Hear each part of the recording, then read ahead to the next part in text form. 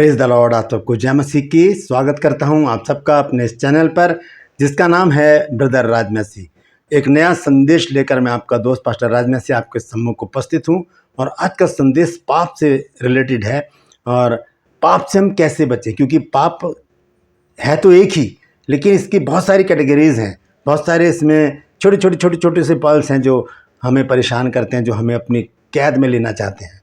यदि हम पढ़ें बाइबल में तो वहाँ लिखा है कि व्यभिचार, गंदे काम, लुचपन, मूर्ति पूजा, टोना, बैर, झगड़ा, फूट, विधर्म, डाह, मतवालापन, लीला केड़ा और ऐसे ऐसे काम करने वाले जो हैं वो पापी कहलाते हैं और वो परमेश्वर के राज्य से वंचित रह जाते हैं। Praise the Lord.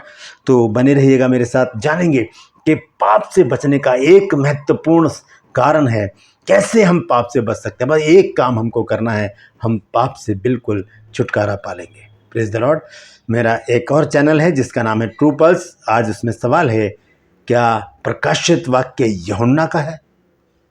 बहुत महत्वपूर्ण सवाल है ये और ये सस्पेंस है। सस्पेंस को खोलने के लिए आपको डिस्क्रिप्शन में जाना पड़ेगा, उसे क्लिक कीजिए और जान लीजिए कि ये यूहन्ना का है या किसी और का है। Praise the Lord. मेरे साथ मेरी मुहिम में शामिल हो जाइए, जिद है सच को फैलाने की। भाई एक छोटी सी प्रार्थना करके आज के वचन को मैं शुरू करूंगा। प्रभु जी, मैं धन्यवाद देता हूं आज की इस समय के लिए जो तूने दिया है। प्रभु जी, आज के वचन को शेयर करने मेरी मदद सहायता कर, मेरे होठों को, मेरे दिल दिमाग को छूकर ब्लेस कर, मेरी आत्मा, मेरा शरीर तेरे ही कब्जे में रहे, ताकि बोलने वाला मनुष्य में की तेरा आत्मा हो।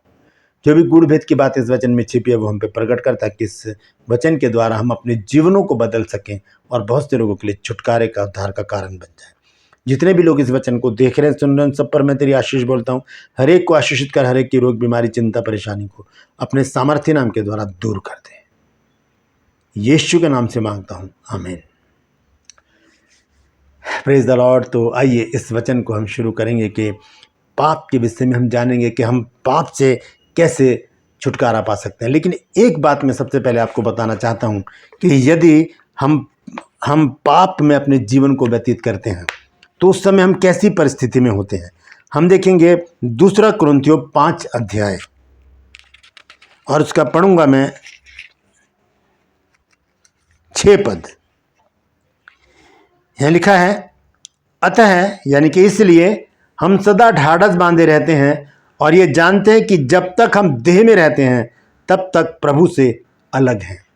जब तक हम देह में रहते हैं यानी कि जब तक हम पाप में रहते हैं तब तक हम प्रभु से अलग हैं, परमेश्वर से अलग है। आदम कैसे अलग हो गया था परमेश्वर से? क्योंकि वो देह में आ गया था। उसका जो ग्लोरीफाइड बॉडी थी, जो उसकी महिमामय बॉडी थी, वो समाप्त हो चुकी थी पाप करने के बाद। और जैसे ही पाप उसके जीवन में आया वो शारीरिक हो गया। पाप आया, मृत्यु आई, श्राप आया, बंधन आए, क्लेश आए, आंसू आए, सब कुछ पाप करते ही आ गया। आज्ञा का उल्लंघन करते ही ये सब कुछ आ गया। तो आज भी वो पाप हमारा पीछा कर रहा है, आज भी पाप हमारे पीछे पड़ा है।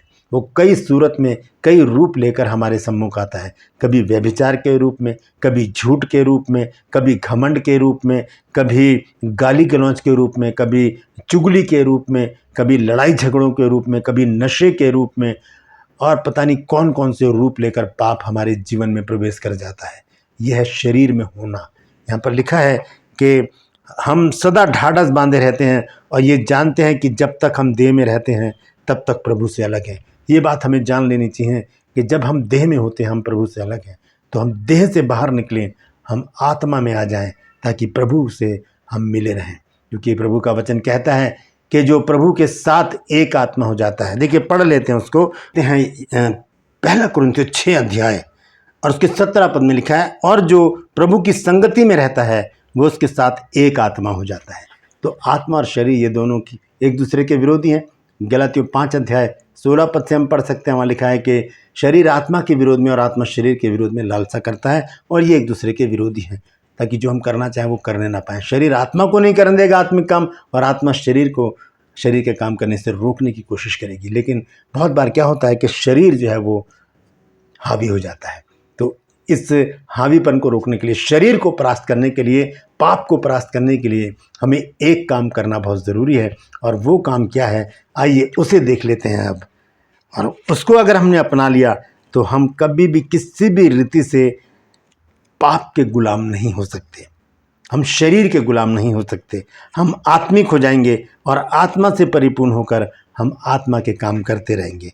भजन संहिता 119 अध्याय और उसका 11वें पद, यहाँ लिखा है, मैंने तेरे वचन को अपने हृदय में रख छोड़ा है कि तेरे विरुद्ध पाप ना करूं। यही एक काम करना है हमको कि हम परमेश्वर के वचन को अपने हृदय में छोड़ दें, अपने हृदय में रख छोड़ें, ताकि उसके विरुद्ध कोई पाप हम ना करें। Praise the Lord. क्योंकि पाप और पवित्रता का कोई भी मेल जोल नहीं है। पापी का यीशु मसीह से नाता है, लेकिन यीशु मसीह इसलिए नाता रखते हैं ताकि उसके पापों को धो डालें, लेकिन पवित्रता का पाप से कोई संबंध नहीं है। जब तक हम पाप में रहते हैं, जब तक हम देह में रहते हैं, हम पवित्र नहीं हैं, हम पवित्रता में नहीं है। तो हमें करना क्या है? भजन संहिता 119 अध्याय के 11 पद को याद रखिए, उसे एक A4 कागज़ पर लिखकर अपने कमरे में कहीं पर भी दीवार पर, दरवाजे पर चिपका दीजिए और उस पर लिख दीजिए भजन संहिता 119 अध्याय और उसका 11वें पद कि मैंने तेरे वचन को अपने हृदय में रख छोड़ा है कि तेरे विरुद्ध पाप ना करूं।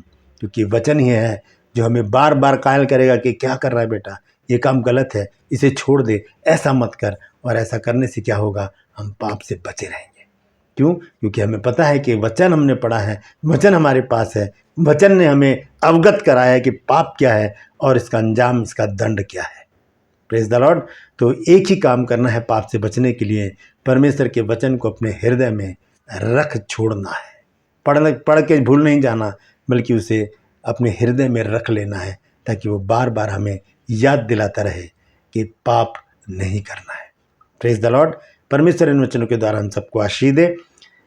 मेरे इस वचन को शेयर कीजिए ताकि और भी लोग इस बात को जान सकें। यदि आपने कुछ नया सीखा है तो ज़रूर कमेंट सेक्शन में आकर मुझसे बातचीत कीजिएगा।